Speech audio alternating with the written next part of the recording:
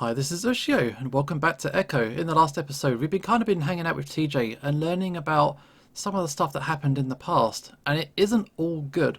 We're going to find out a little bit more. It is Thursday. There's a dull throbbing in my head when I wake up, a remnant of the raging headache I'd had yesterday. I'll take some Tylenol when TJ goes into the bathroom so he doesn't see. I don't want to worry him. When he's taking one of his insanely long showers, I go down to the lobby to get some breakfast.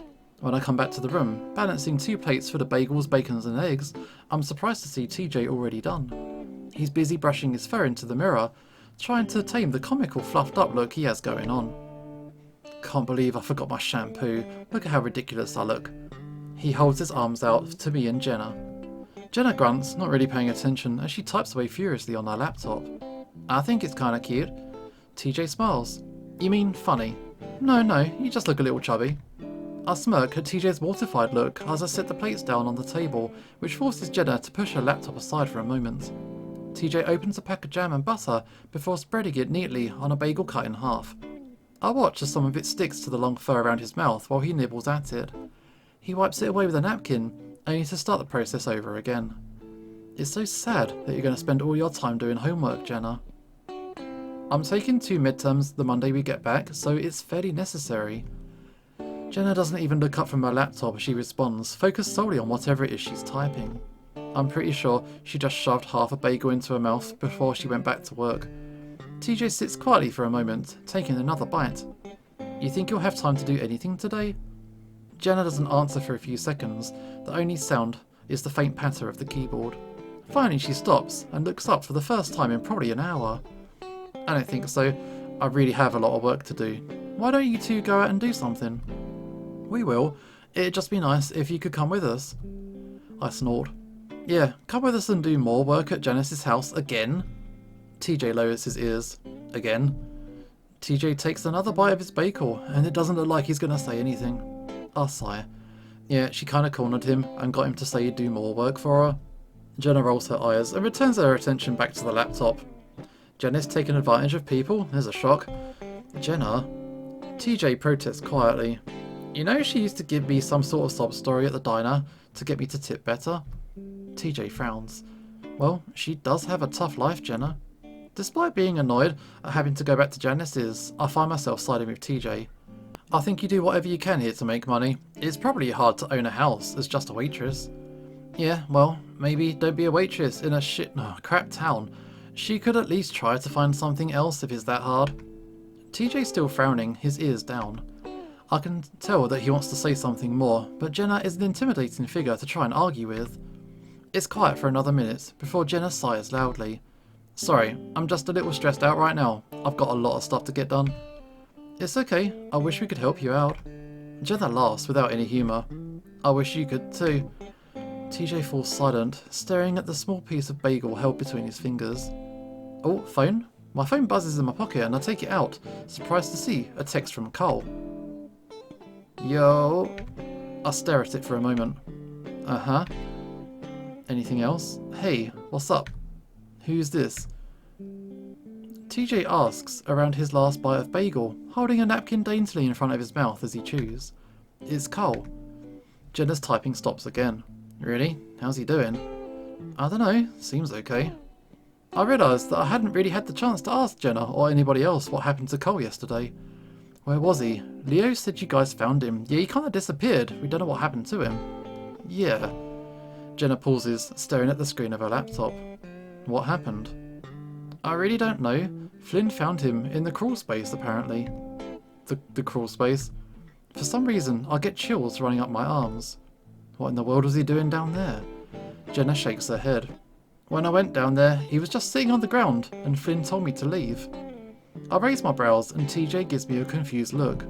He was standing in front of him so I couldn't see him, like if he was upset or something. What was he doing? Jenna shrugs. Flynn took him upstairs and we left after that. Was he like drunk or something? TJ seems to try and word it delicately. Jenna shrugs again and then turns back to her writing. He's always high, isn't he? Oh, phone. I look back down at my phone. Wanna hang out? Is he that high right now? It takes a second to figure it out. It's not that bad. When I do, I look back up at TJ. What time does Janice want us over? We'll go in the evening, when it's not so hot. TJ looks down and lowers his ears again. Because I don't want TJ to get all apologetic again, I keep talking. Do you want to go hang out with Carl? TJ smiles. Yeah, could be fun. Okay then. Sure, TJ's coming too with me, yes. For some reason though, I can't shake the feeling that something's off. Stepping out of the parking lot, TJ immediately starts heading for the road while I pause by the car holding my keys. TJ turns around. What's up? Are we walking? I look up the road toward the foothills of the mountains. Carl's house, an intimidating speck in the distance, barely visible through the heat haze. Oh, do you want to drive? I shield my eyes against the sun, only just over the mountains, but still promising a hellscape by noon. I mean, did you want to walk? I can see TJ's demeanour deflate a little bit as he starts walking back toward me in the car. We can drive.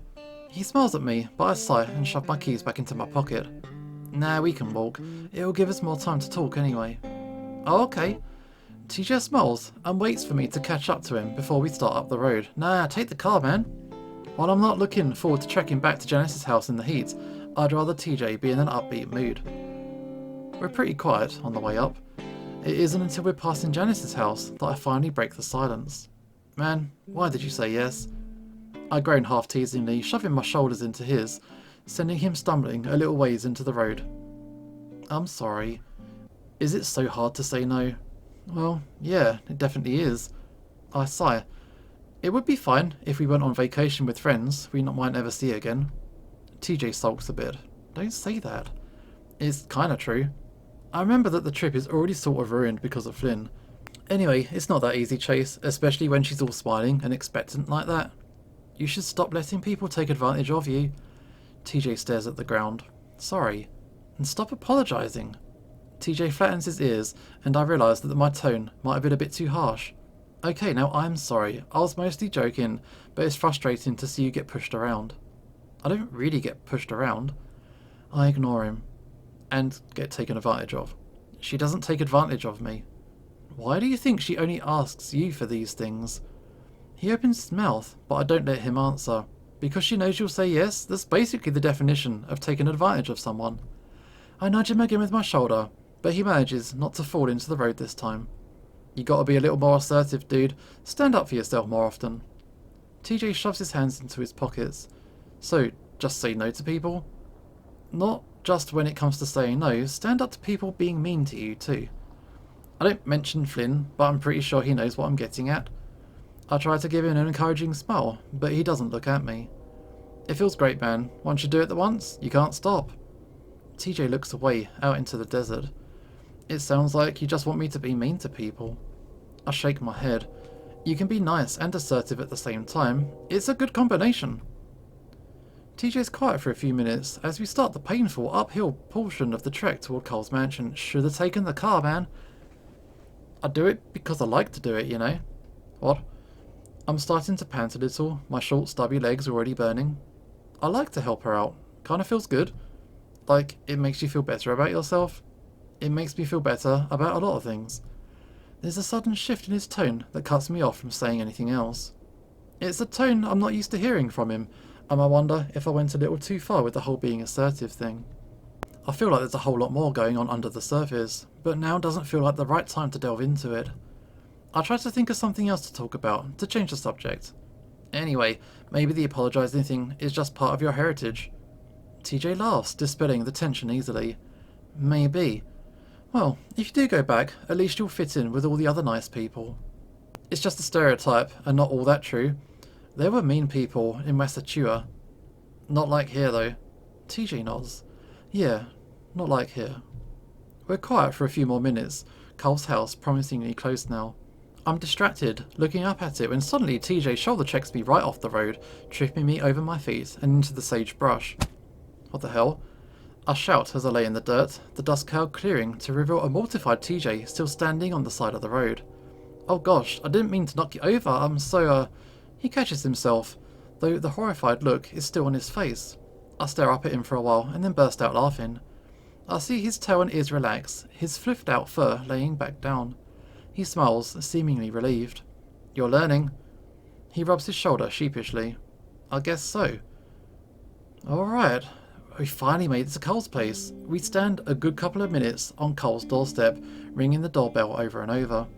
I can hear the heavy beat of some hip-hop song through the door and the ground. I swear, the windows look like they're about to burst out with how much they're shaking. Finally, I send him a text, and that's when the music finally stops, the door swings open. As it does, TJ and I are blasted with a rave of pot, and just a touch of blues lingering underneath. Cole grins at us, his eyes bloodshot and fur mussed up. What the fuck took you guys so long to get here? TJ frowns, rubbing his nose inconspicuously. I don't think I've ever seen Cole this far gone. I stare at him, and he stares back at us, his grin never wavering. I finally break the silence. You okay? Cole suddenly gets a very serious look on his face.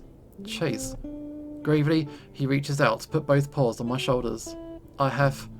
He smirks and sets his face sternly again. Never felt better. He brings me into a hug and whispers fiercely into my ear. I'm so glad you're here. He suddenly shoves me back and whirls onto TJ, who cringes.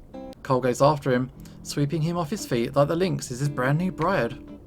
Cole, get inside before you get heat stroke fluff cheeks. I stand there on the doorstep as Cole takes the cat inside, TJ throwing me a wide-eyed look over the ram's broad shoulder. I stare back, wondering if this was such a good idea before stepping in. Pot smell aside, the coolness of the mansion is a welcome relief to the quickly rising heat behind me. I'm just in time to see Cole toss TJ onto a two-cushion couch before flopping onto a bigger one across from it. He smiles at me and pats the cushion next to him. I sit down on the last cushion, leaving a space between the two of us. I'm just a little worried about how he is being right now. Cole shrugs and kicks up his feet on the cushion between us, tapping me with his hooves. We sit there for an agonisingly long, awkward 10 seconds before TJ clears his throat. So, Cole, how you been? Cole rolls his head on his shoulders to snap his gaze in the direction of TJ, who gulps. TG, I've been just peachy, you get me? TJ's ears twitch. Yeah? Supery? Cole giggles quietly to himself. He stares at the ceiling for a while, continuing to tap me with his hooves. I look down to see that they're leaving hoof-shaped prints of white dust on my pants. Man, I'm glad you guys are here. I thought I was going to go crazy. How come? Cole interlocks his fingers behind his head. This house, man, you go crazy in it when no one's around. Flynn spent the night, but he had to go work. Oh. TJ seems to have run out of things to say, leaning back on the couch as his tail twitches around nervously. Cole doesn't seem to mind though, staring peacefully at the ceiling. I exchange glances with TJ, who shrugs worriedly at me. I look at the massive flat screen. You wanna watch something? Cole flicks his eyes to the TV. Have you seen the new Lucha Lobo movie? I have to think about that. Not since last summer, I think. I haven't. It's the fucking shit, dudes! Cole sticks his legs in the air, swiveling on his butt before launching himself off the couch to land on his hooves awkwardly. He stumbles, falling onto TJ's couch. The lynx tries to steady him, but the ram is off before he can, grabbing the remote. Suddenly, he spins around and tosses his phone at me, and I have to lunge to catch it. Chase, please order us a pizza, I'm starving. What? I stare at his phone. He sighs loudly at me. The Jano's app, duh. It takes me a second to find it in the sea of random game apps. So, what do you want? I'll shove anything from Jano into my fat face. I stare at him. So, order anything? Okay. I end up letting TJ pick the toppings since he's the vegetarian. Once I've ordered the extra large pizza, Cole's already started up the movie. I didn't know anyone delivered out here. Cole sits down with a beer in his hand, and I wonder if I should tell him not to drink anymore. Honestly, I don't know if the way he's acting is more due to the pot or to the drink. He grins. That's what's so great about Jano's. They'll deliver anywhere if you pay. He takes a swig and belches. Price of delivery is the same as the fucking pizza though. He stares at me before pointing at the beer. Want one? I glance at TJ. He's staring hard at the screen. Maybe I'll have one with the pizza. Me and Tej have some yard work to do for Janice. Cole wrinkles his nose. Lame. Do you want to go with us, Cole? Cole thinks and then gives a massive shrug. I can tag along. Might not be able to do any real work though. He pats his stomach. Swear to God, I'll hurl. That's fine. TJ smiles, but Cole seems to be watching the movie, now which is already a few minutes into the intro. The pizza doesn't arrive for another hour, and when it finally does, the slices are almost room temperature. And still with the pizza, beer and a movie, I start to kind of enjoy myself. By the end of it, Cole seems to have sobered up a little bit. Not a whole bunch, but to the point where he's at least coherent. He turns off the TV and sighs, flat on his back on the couch at this point, his fetlocks across my lap. I'm fucking stuffed. I agree, and now I'm feeling even less inclined to go over to Janice's place. TJ's pulled out his phone, and now he's staring at it with his ears lowered. I'm about to ask him what's wrong, but that's when Cole nudges me with a leg. Hey, you guys want to play a game? I look at him cautiously. What kind of game? Cole looks around, and then finds the row of 3 bottles on the ground next to the couch. 2 of them empty, 1 half empty. Never have I ever. TJ gives a nervous laugh. But Cole, I don't drink. Give it a try. I frown, giving Cole a look. Or we could just do 10 fingers. You don't have to drink for that one. Cole pouts. Wow, you're boring as hell today. Chase, alright, we'll do both. You guys can do the 10 fingers bullshit. He struggles to sit up, burping again as he does. He leans over with a groan, picks up a beer. Okay, I'll go first. I hold up 10 fingers and TJ does the same, somewhat reluctantly. Never have I ever. Cole seems to think hard and grins. Had sex. TJ's ears flatten and I glare at Cole. Really? We're going there already? Cole shrugs. What? That's the first question everyone asks. I lower a finger, still glaring. Isn't this game about getting to know things about people that you don't already know about? I look over at TJ, not surprised to see all of his fingers still up, though he's still blushing. I'm surprised you haven't though. You've had girlfriends. Cole sneers at me. Turns out having to lift up my own guts so they can suck me off turns them off. Never gone past that. So they still sucked you off? Blowjobs don't count. Oh, yeah they do. It's called oral sex. Nah man. I suddenly become very aware of the beet red link sitting across from us. Yeah, this is a bit explicit. I cough loudly and sit up straight, trying to think of something that's interesting, but is still G-rated enough for TJ. Never have I ever been in a fight. A physical fight, I mean. Cole takes a drink. TJ's fingers stay up. Who did you fight? The fuck have you been? Remember Clint? Oh yeah. TJ starts to lower his finger too and then stops. Well, he mostly attacked us. We didn't really fight back, so it's not really a fight. Wow, what? No, options. What are these options? Grab him by the neck, throw him to the ground, kick him if he tries to get back up. This is some serious shit. What the hell? Grab him by the neck. I don't. Cole shrugs. What is that? Me and Finn have gotten into it before. Well, you already took a drink, so that was fucked up. Those options were horrifying. Alright, I look over at TJ because it's right in the middle of such a regular, everyday conversation, sort of. And it just... this pang of paranoia that seems to be within Chase at the minute with his dreams and his, like, constant sense of dread just nagging at the back of his mind. Yeah, that really invaded the scene. Okay, yeah, I look over at TJ. Your turn. TJ looks off to the side, seeming to think hard. Never have I ever failed a test. TJ grins. I lower a finger, smirking, but Cole lets out a snort. Cute. The amount of disdain in his voice has me looking over at him, but he's already chugging his own beer. His burp seems to shake the couch. Okay, never have I ever kissed a dude. Cole? What? I've never actually seen you kiss Leo, so... oh, wait, maybe I have. He shrugs again. I lower a finger, rolling my eyes. TJ, of course, doesn't. As I'm trying to think of my own question, I suddenly feel something warm press against the side of my face. I blanch away out of instinct and turn to find Cole with his eyes closed and lips puckered. Cole? TJ sits on the couch, his face a portrait of comically cartoonish shock. Okay, now I have. Cole takes a big gulp of beer. Damn, I'm not sure how to react, but TJ's reaction is enough to make the whole thing seem funny, instead of like sexual harassment. I mean, you can't do that after the question's been asked, right? Cole puts his chin on a fist, fluttering his eyes in a way he probably thinks is seductive. You can look it up if you want. I shake my head, wiping the side of my face as I try to think. Wow, Cole just laid one on us. Never have I ever flown in an airplane. Cole and TJ both lower a finger. Really? That's crazy. I shrug. Hardly ever been out of the state in my life. That's tragic, man. It kind of is, yeah. And so it goes. The game continues for another 20 minutes, most of the questions innocent enough.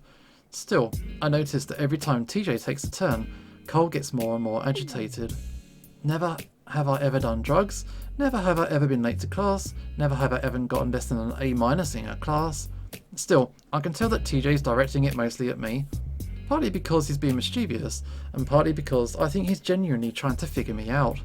Cole's mood continues to sour though, and it all seems to build until the 6th round. Never have I ever been in a car accident. I lower a finger. You've crashed before? I mock glare at him. Why do you automatically assume it was my fault? Oh, sorry, I mean, my dad was driving and we got rear-ended. Oh. And that's when I noticed that Cole hasn't spoken at all since the question was asked. I look over at him and see that he's got the bottle resting on his knee as he watches TJ. I lean over to poke at him. You okay? He glances at me before turning back to TJ. You knew I'd been in an accident. TJ looks at Cole confused. I did. Yeah, I told you at the motel when you first got here. Oh, yeah, sorry, I forgot about that. Yeah, okay. TJ continues to look confused. Cole stares at his lap for a while, and I start to wonder if the game's over. Then he looks up and stares at TJ, rubbing his chin. He seems to be thinking hard. Never have I ever... We wait. Cole smiles. Never have I ever killed someone. What follows is dead silence. Cole stares straight at TJ, still with a smile on his face. TJ still looks confused. That's a weird thing to say. Is it? TJ freezes up, as if ice-cold water had been dumped over his head. I look at Cole slowly, but he's not looking at me at all. TJ's clenched paws rest in his lap, his face expressionless, almost, as we both realise what Cole's getting at.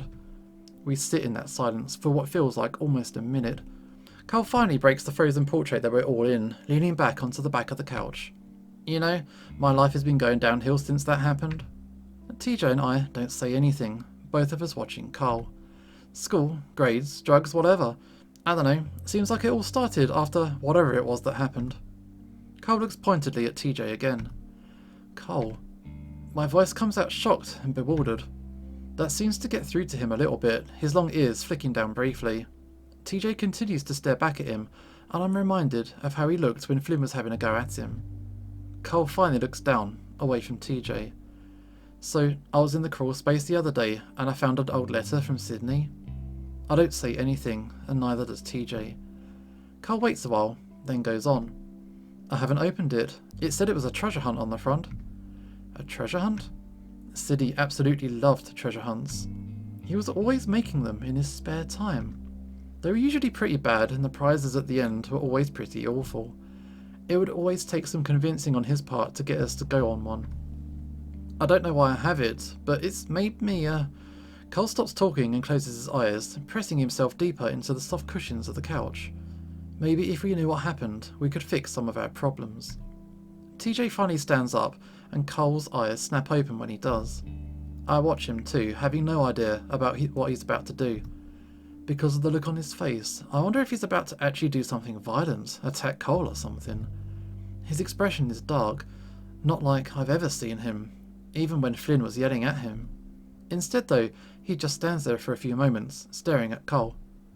Cole looks away again, his ears lowered. Self-improvement starts with realising what the actual problem is, Cole. That didn't sound like TJ at all, not even the voice. Cole seems shocked as well, as he finally looks up at the links. Stop blaming others, and start blaming yourself. His voice is calm and smooth, but ice cold. TJ turns on his heel and stalks out of the door, his fur fluffed out.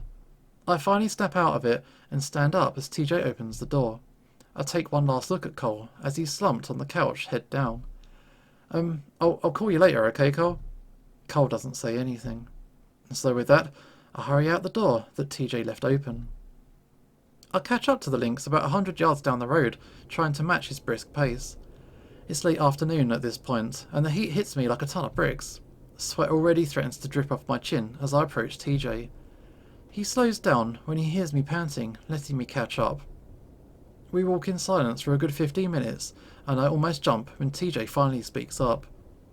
Can you believe he did that? I take a few deep breaths, gathering the time I need to form a response. I think he was just really high and drunk. TJ shakes his head. He knew what he was saying. Sure, but his inhibitions are down. TJ isn't as upset as I thought he would be. At least, not in the way I thought he would be. Instead, he seems more angry than anything. I think it's because he's been talking to Flynn. Who knows what he's been saying to him? That could definitely be the case, yeah. TJ finally sighs and stares at the ground, his ears falling. I can tell he's about to finally start crying, so I quickly put my arm around his shoulders. Hey, it's okay. He was seriously drunker than I've ever seen him. He's not going to remember any of this. He doesn't look up. TJ, you are a huge reason why we've all stuck together at this point. TJ doesn't say anything, and I see his eyes watering up. I could be making it worse, but I give his shoulder another squeeze. You're the glue, and like you said, Carl's blaming his own problems on everybody else. This has nothing to do with you.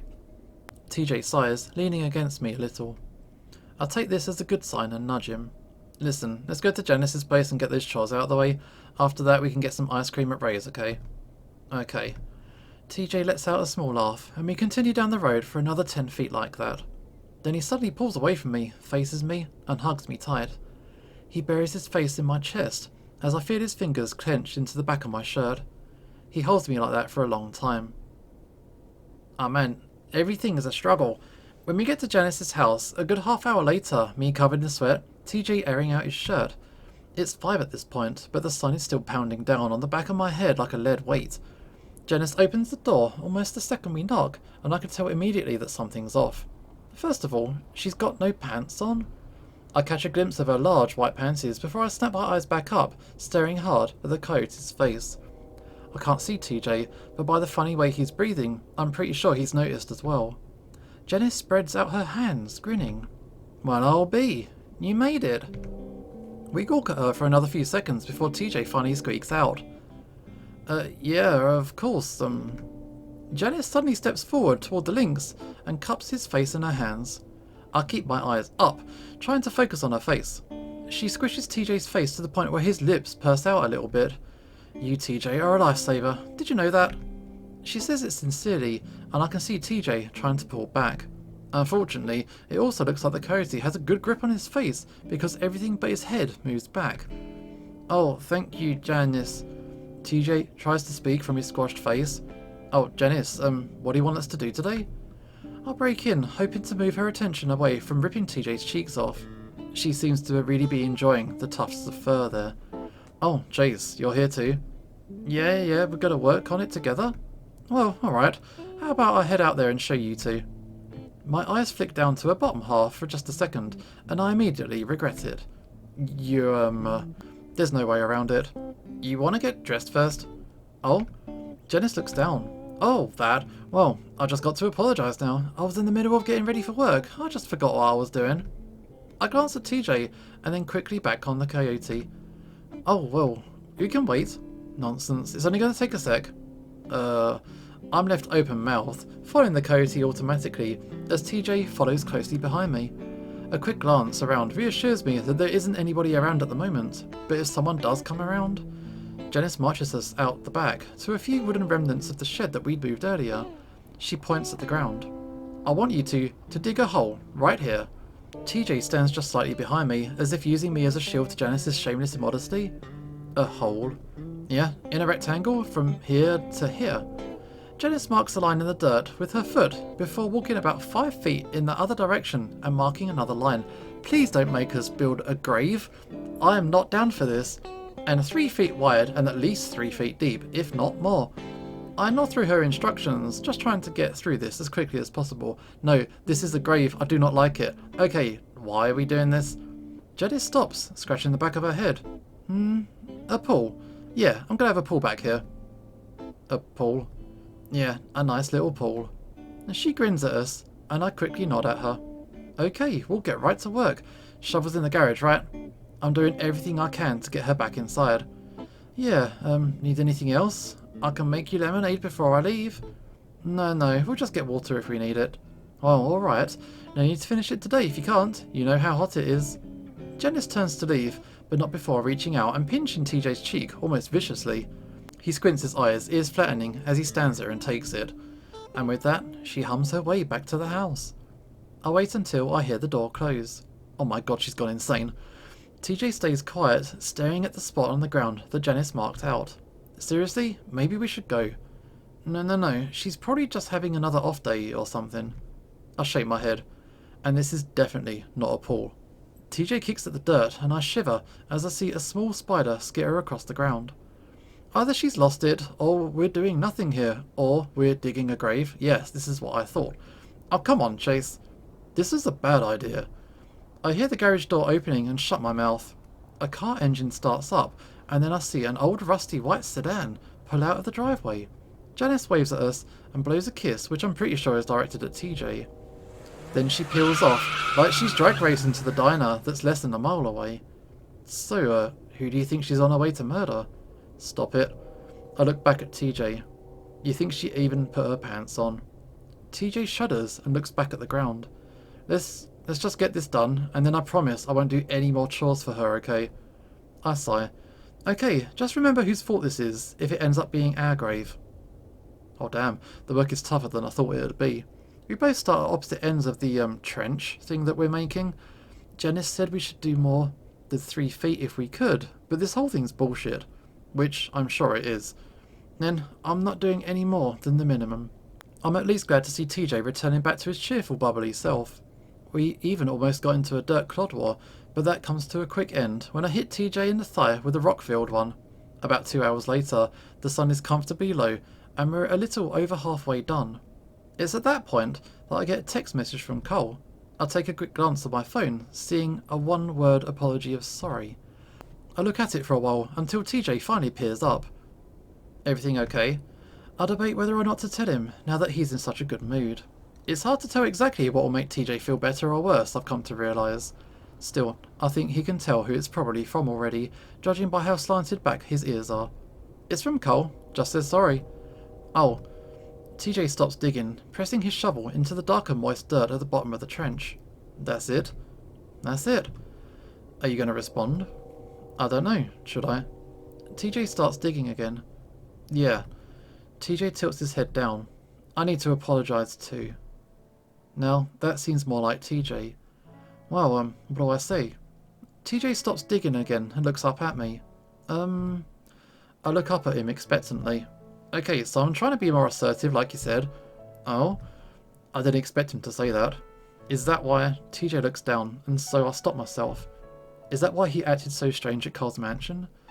Sorry, never mind. What were you saying? So, I'm just going to say this. I was thinking about that treasure hunt Cole found. For a moment, I don't know what he's talking about. Oh, the thing he found in the crawl space? I was thinking... TJ leans on the shovel's handle looking away. Thinking that we should open it together.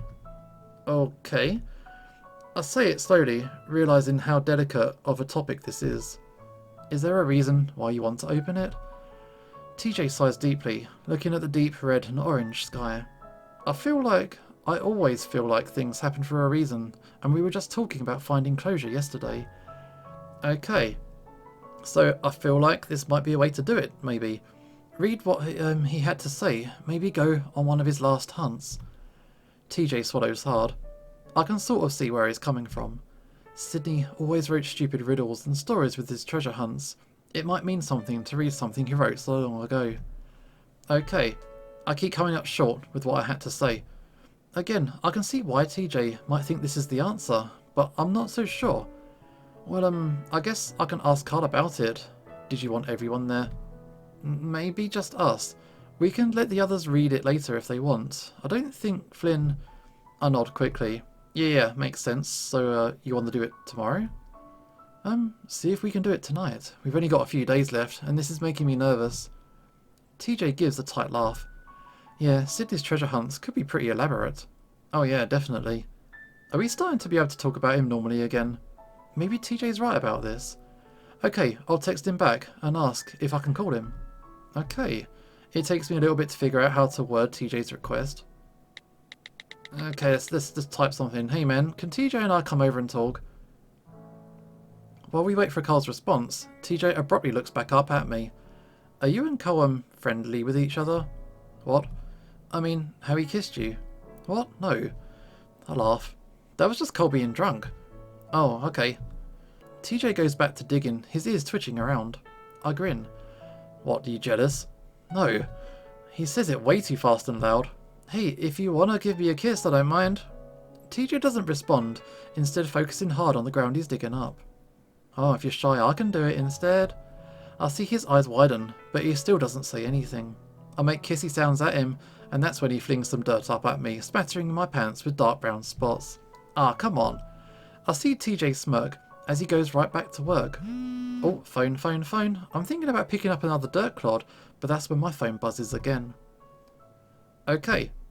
That was brief. Okay, we walk slowly up the length of Cole's driveway, our shadows covering its entire length in the light of the sunset. TJ's starting to drag his feet again as we get closer to the door, and I stop to look back at him. You okay? Yeah, I'm good. Are you sure? We don't have to do this today. We can come by tomorrow.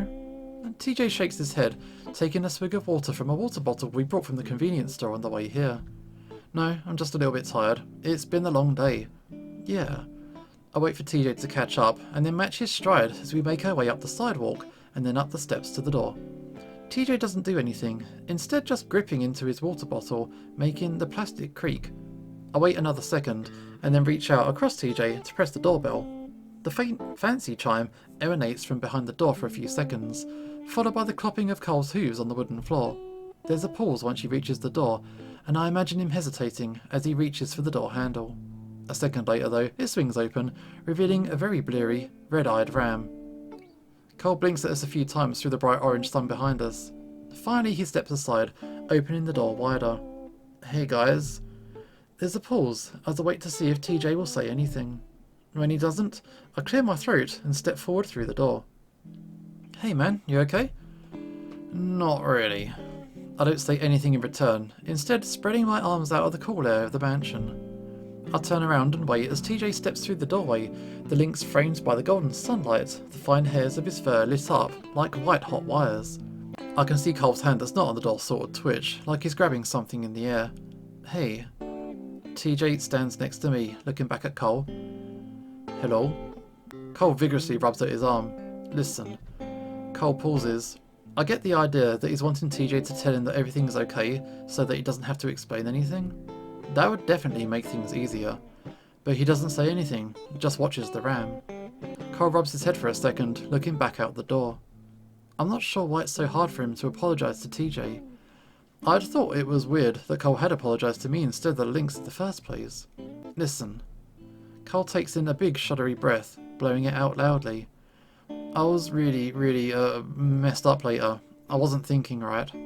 TJ continues to watch Cole silently. His ears are up, at least.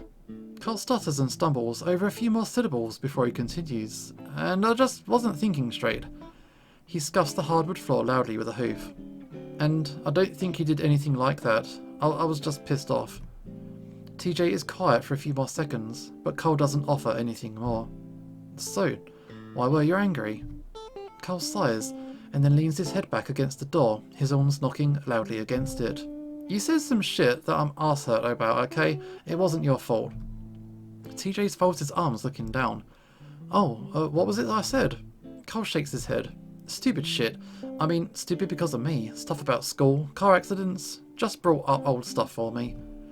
Oh, but I don't think you ever did anything like I said. I was being a huge dick, sorry. His voice breaks a little at the end, and he quickly looks at the floor, his ears down. TJ is quiet again. I think about changing the subject now that the apology is out of the way, but TJ speaks first. Thanks, Cole, and I'm sorry I brought up stuff like that. I'll try to remember in the future. Cole shakes his head, looking back up. It's not your fault. We stand there awkwardly for a few more seconds. I guess I thought maybe Flynn had been saying stuff for you, and that's why you said it. Huh? Oh, Cole's non-denial hangs heavy in the air. I haven't seen Flynn in days, and I'm wondering what he's been up to in that time.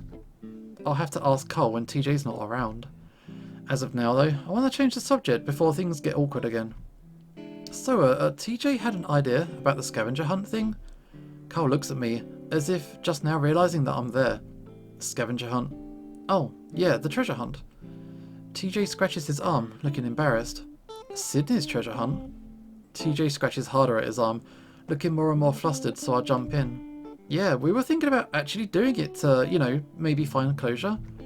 Cole frowns. Really? TJ stops scratching at his arm, his ears coming back up. Yeah, I believe things happen for a reason, that you found it. Now, while we're all here, it means something, I think. Man, I mean, it's really old. You even think any of that stuff would still be out there right now? Maybe, but guess I'm not really looking to find anything. It's like a thing we can do while we remember him. I think it's a good way to find closure, yes. I try to back TJ up under Cole's somewhat bewildered stare. Duran strokes his chin. I guess it sort of makes sense. I mean, if you're okay with doing it. TJ squares his stance, looking up. I am. It's been so long feeling this way. I feel like this might be our last chance to do something. Cole looks over at me. I nod, indicating I feel the same way. I don't fully understand this new direction in TJ either, but I sure as hell supported him. Well, okay then, I'll go grab it. You want to open it now? Yes, sir. Go to the motel or something with Jenna there too. Okay.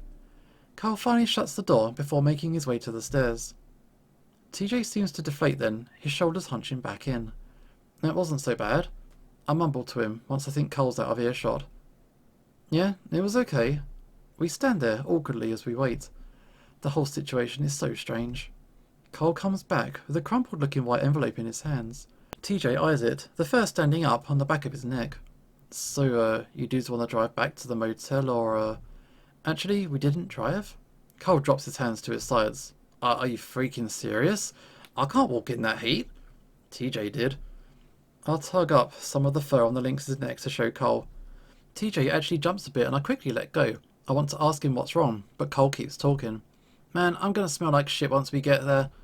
The sun's almost gone down anyway, dude. Cole smirks at me. I sweat walking in the winter time. You can take a shower at the motel. Cole blows his breath out loudly, frowning. Okay, but I'm gonna put on more deodorant before we go.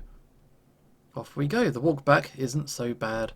Cole makes out it to be a lot worse than it actually is, with always gasping and wiping his face constantly. TJ gets a text from Jenna to meet at the diner instead of the motel, since she's going there for dinner anyway. Once we walk in, Cole lets out a gasping groan of relief that turns a few heads. Jenna looks up from the corner booth and waves at us. I wave back and start making my way over. Going to the bathroom, gotta wipe my pits. TJ makes a sour face as he follows me to the table. Jenna scoots in so we can slide in next to her. So, what's this all about? Cole found the treasure hunt that Sydney made. Jenna toys with her brown leather purse, staring at it. Okay, like a map or something? A letter. What are you going to do with it? Well, I look over at TJ, but he doesn't say anything, instead looking out the window at the sunset. We're thinking about doing it. You're thinking about going on the treasure hunt? Yeah. I mean... Jenna pauses, clearly trying to choose her words carefully. I mean, would there be anything left of it at this point? It would have been at least 11 years old by now. Jenna looks over at TJ, studying his reaction. He doesn't give her anything though, still staring out the window. I spread my hands out at the table, instantly regretting it as I feel the grease slide around under the pads. We're seeing it more as a closure sort of thing, a send-off. We're not really expecting to find something. TJ finally looks back at us. He made it for us, so I feel like we should do it. For him. Jenna stares back at her purse. I guess Flynn won't be involved. No. And Leo? He's going to be busy for most of the week. I don't think he'd really want to do it anyway. Why not? Now TJ looks like he's trying to choose his words carefully. He pretends like it never happened. I don't want to bring it back up for him. No one says anything until Cole shows back up, the fur on his head and face a little wet. Hey Jenna. Cole. Jenna nods at him as he sits across from me. He reaches across the table, snatching up a menu from the metal holder in the centre. I'll pay if anyone wants something.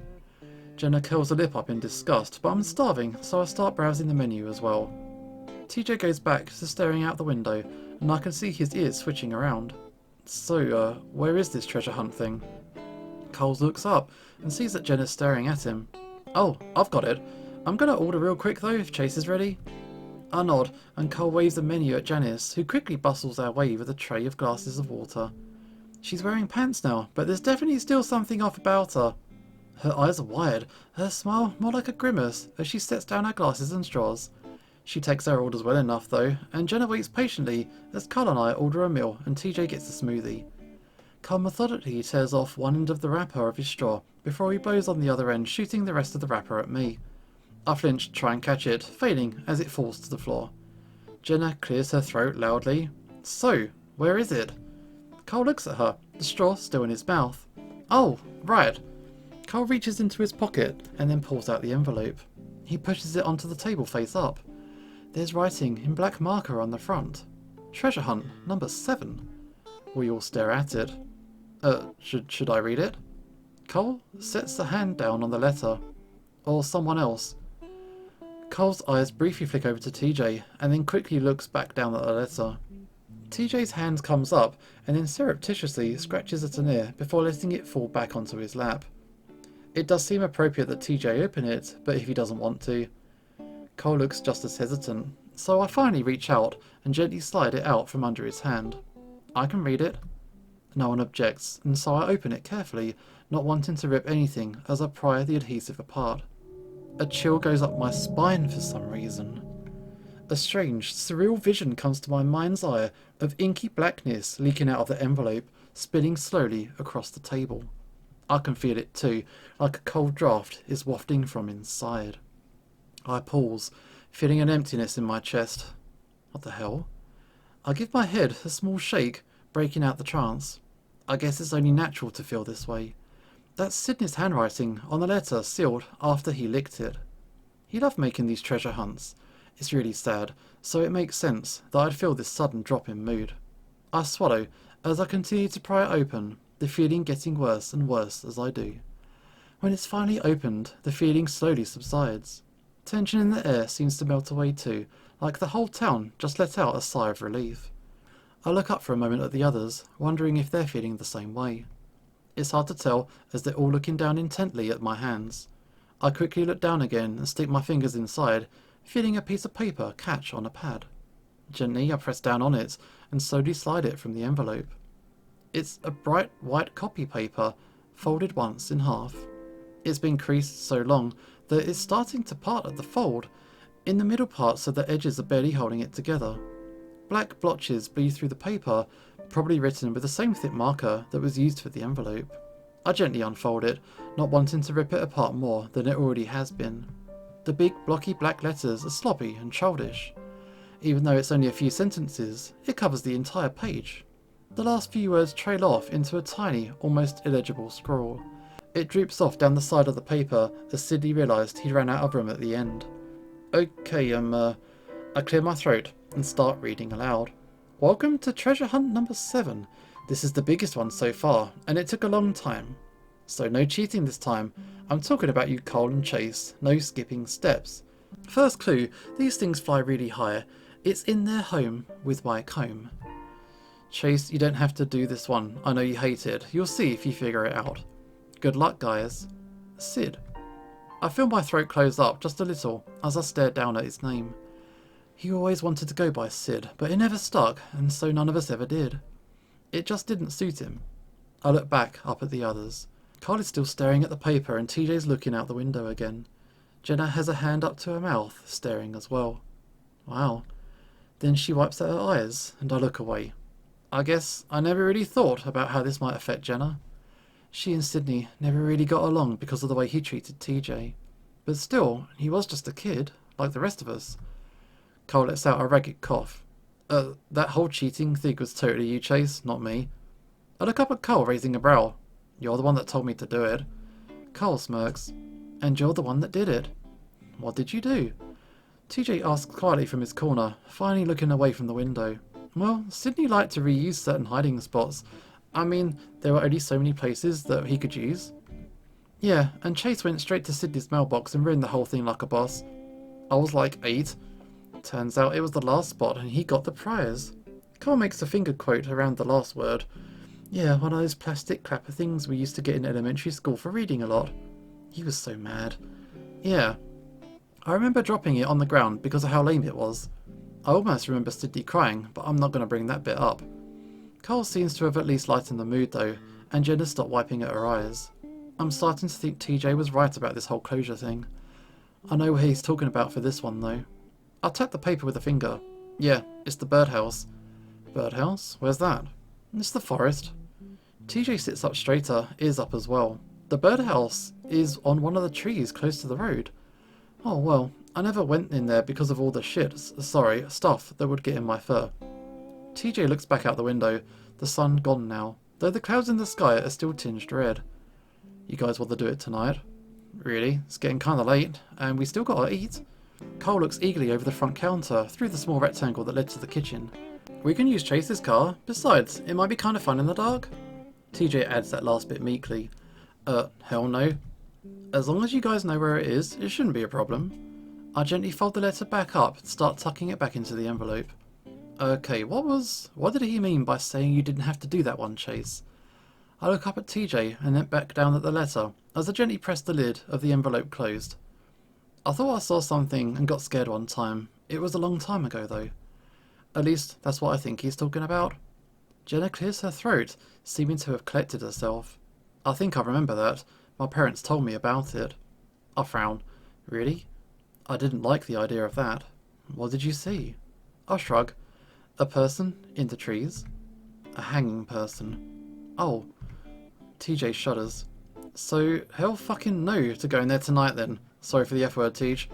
Yeah, it's fine. I saw a lot of things as a kid.